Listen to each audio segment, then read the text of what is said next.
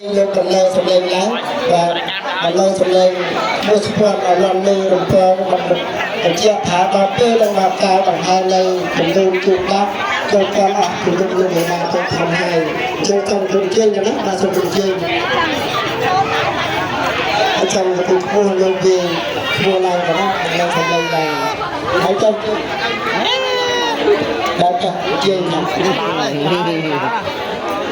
Switch phía mới đã sinh gió switch này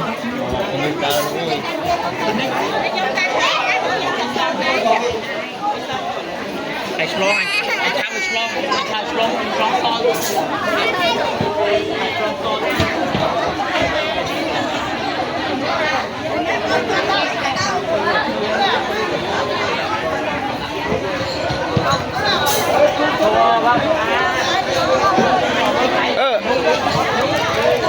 Hey.